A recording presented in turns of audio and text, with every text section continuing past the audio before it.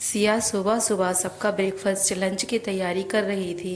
साथ ही में कामवाली से गेस्ट रूम की सफाई करने को बोल भी रही थी, क्योंकि सिया के मम्मी पापा आने वाले थे। सिया के पापा को डायबिटीज़ हो गई थी और रिश्तेदारों ने सुझाव दिया था कि सिया के ससुराल जिस शहर में है वहाँ डायबिटीज़ के बहुत ही अच्छे डॉक्टर रहते हैं। रात को सिया की मम्मी का फ़ोन आया था और उन्होंने कहा था कि डॉक्टर के साथ उनकी अपॉइंटमेंट ऑनलाइन बुक हो चुकी है, पर वहाँ जाकर कुछ टेस्ट वगैरह कराने होंगे, इसलिए वह दोनों होटल लेकर 2-4 दिनों के लिए वहीं रुकेंगे। भला यह बात कोई भी बेटी कैसे बर्दाश्त कर सकती है कि उसके रहते उसके मम्मी पापा किसी होटल में रुकें। सो सिया ने भी मम्मी पापा को अपने घर पर रुकने के लिए मना लिया। उन्होंने बताया था कि कल रात की ट्रेन की टिकट है, तो परसों सुबह तक वो लोग आ जाएंगे।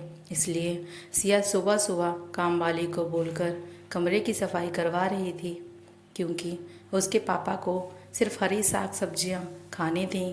इसके लिए उसे ऑफिस से लौटते वक्त सब्जी मंडी भी जाना था, फिर उन सब्जियों को साफ़ सुथरा कर फ्रिज में भी रखना था, तो शाम में उसे वक्त मिलता नहीं। सिया की सास हॉल में बैठकर भक्ति चैनल देख रही थी, पर सिया को भी पता था कि उनके कान तो सिया की बातों पर ही लगे होंगे। पर सासू माँ जब घर में बेटे और पति रहते तो बहू को कुछ ना कहती थीं। उन्हें जो भी कहना सुनाना होता था अकेले में कहती सुनाती थीं। सिया आज जल्दी में थी। उसने अपना टिफ़िन पैक किया और बाकी सबके टिफ़िन पैक कर वहीं रख दिए और शाम को नाश्ता उनके सामने रख दिया। ऑफिस चली गई, इसलिए सास उससे कोई सवाल ना कर पाई, ना ही उसे कुछ सुनाने का मौका मिला। सिया के पति राजीव शांत सरल स्वभाव के थे, अपनी बात को बहुत ही शालीनता के साथ किसी के सामने रखते थे। सिया इस वजह से अपने पति से हरदम चिड़ी रहती थी कि वह आवाज़ में वजन रखकर बात क्यों नहीं करते, क्यों इतना शांत और सरलता से भी बात करते रहते हैं। सिया ऑफिस से जल्दी छुट्टी लेकर सब्जी मंडी चली गई और वहाँ से 2 थैले भरकर हरी सब्जियाँ लेकर घर पहुँची। देखते ही सास का गुस्सा 7वें आसमान पर चढ़ गया। उन्होंने बोलना शुरू कर दिया, पता है तुम्हें हरी सब्जियों के दाम आसमान छू रहे हैं, महंगाई की कितनी मार है, पर नहीं, तुम्हें तो यह सब नज़र ही नहीं आता। तुम्हें तो बस नज़र आ रहा है तुम्हारे माता पिता। सिया 1 मिनट रुक कर सोचने लगी। इन 6 महीनों में जब भी ससुराल से जुड़े रिश्तेदार आए तो माँ जी तो ऐसे खुले हाथ से खर्च करवाती थीं मानो कुबेर का खजाना रखा हो। फिर भी कहती थीं, बहू तुम्हें इतनी कंजूसी नहीं करनी चाहिए, आखिर पास पैसे की कोई कमी थोड़ी ना है।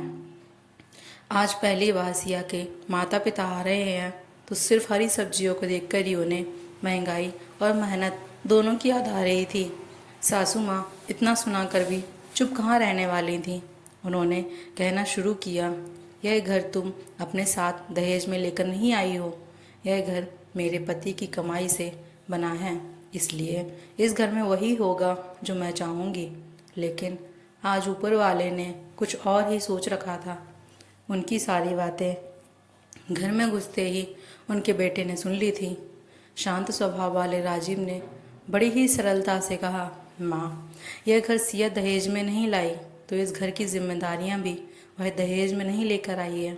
फिर भी वह इस घर की जिम्मेदारियों को उतना ही अपना मानती है जितना कि मैं और आप, माँ, और आपने जिस तरह से मुझे मेहनत कर पाल पोस कर पढ़ा लिखा कर काबिल इंसान बनाया है, उसी तरह सिया के माता पिता ने उतनी ही मेहनत कर इसे काबिल बनाया है कि वह इस घर की जिम्मेदारियों में घर से लेकर बाहर तक सहयोग दे रही है। सासू माँ निशब्द खड़ी थी, पर सामने का नज़ारा देखकर सिया के होश उड़ गए और उसे अपनी माँ की कही एक बात याद आ गई। जब उसने राजीव के बारे में माँ को कहा था तो माँ ने कहा था कि बेटा, कुछ लोग की आवाज़ में नहीं बातों में वजन होता है। ऐसे लोग चीख चिल्ला कर नहीं, बड़ी ही शांति और शालीनता से अपने मन की बात बिना सामने वाले के दिल को चोट पहुँचाए रख भी देते हैं और समझा भी देते हैं।